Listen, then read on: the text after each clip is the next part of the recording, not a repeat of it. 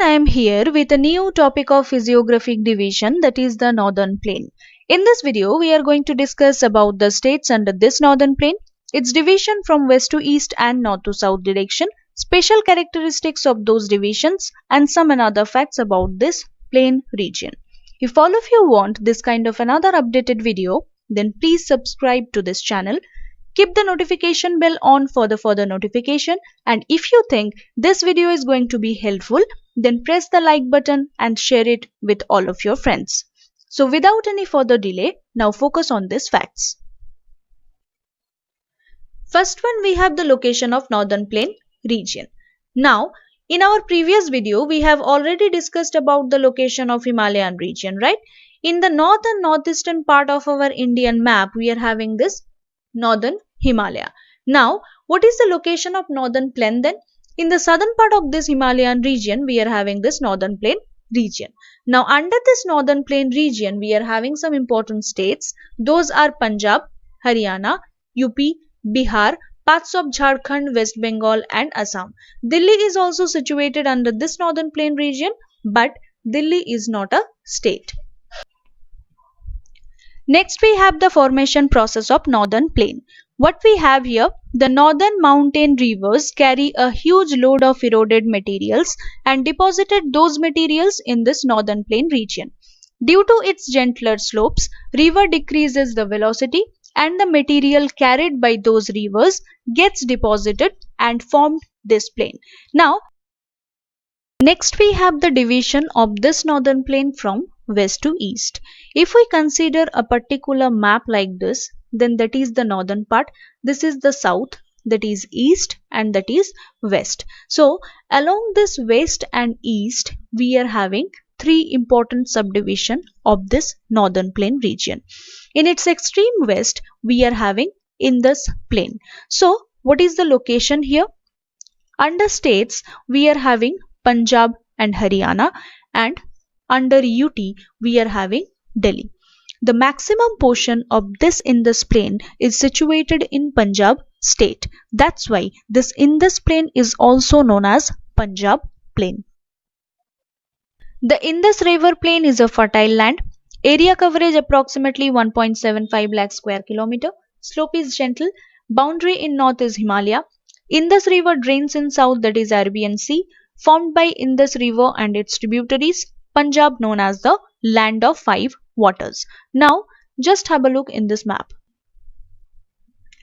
In the extreme western part of our Indian map we have river Indus. Indus is having five important tributaries. Those are Jhelum, Chenab, Ravi, Beas and Satluj. With the help of those important rivers, this Indus plain is formed. Now those five tributaries and Indus river deposited its fine sediment along this Indus plain region. That's why this region is very much fertile.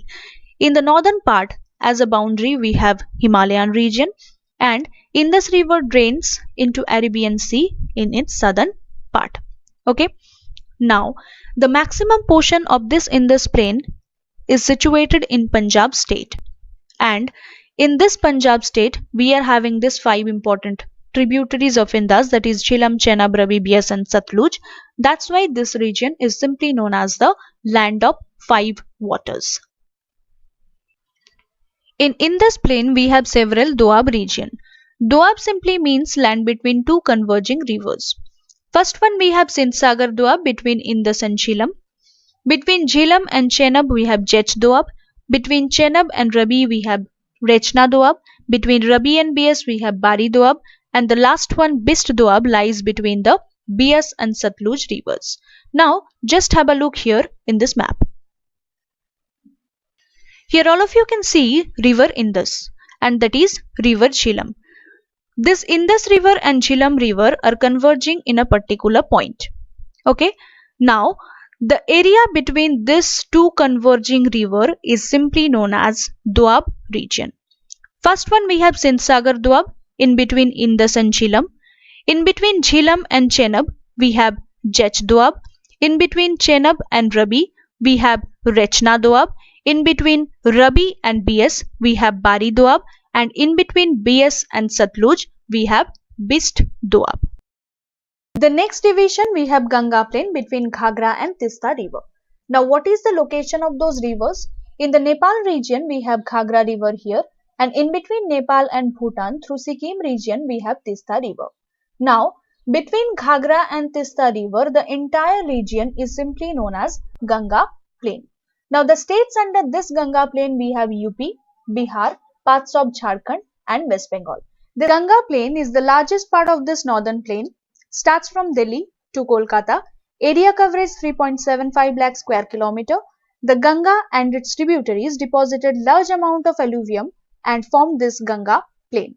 Slope towards east and southeast, the Kosi river, which is also known as Sorrow of Bihar, for shifting its river course, which cause frequent flood.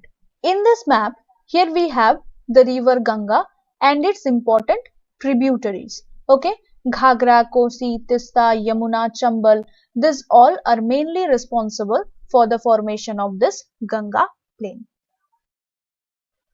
The last one we have Brahmaputra plain, which is situated in the extreme eastern side of our Indian map. Here all of you can see that is the location of Brahmaputra plain. Now this Brahmaputra plain is also known as Assam plain. Why? Because the maximum portion of this Brahmaputra plain is situated in the state of Assam. Here in this map all of you can see as a western boundary we have Ganga plain, and in the eastern side as a eastern boundary we have Purvanchal hills or northeastern hilly region. This plain is also known as Brahmaputra Valley, Assam Valley or Assam plain, which is mainly formed by the deposition of river Brahmaputra along with its tributaries. As a western boundary we have Ganga plain and eastern boundary we have Purvanchal hills. We have already discussed it. The division of this northern plain from north to south. First one we have the Bhabar region from the river Indus to river Tista. Length is 8 to 16 km, which is situated along the Himalayan foothill after Sivali. This region is having coarse sediments which is not suitable for agriculture. After this Bhabar region we have Tarai region, which is 10 to 30 km wide, which is situated in the southern part of the Bhabar region. It is basically a damp area covered with thick forest. Now relate this picture with this information. In the extreme north we have Himalaya. In the southern part of this Himalaya, northern plain is situated. Now divide this northern plain from north to south. First we have Bhabar region with coarse sediment. This region is not suitable for agriculture. After this Bhabar region, in its southern part we have Tarai region with fine sediments. After that we have Bhangar region, which is also known as older alluvium, and in the extreme southern part we have Khadar region along the river valley. Okay, this is also known as new alluvium. Why new? Because each and every year due to flood, new sediments are deposited along this region.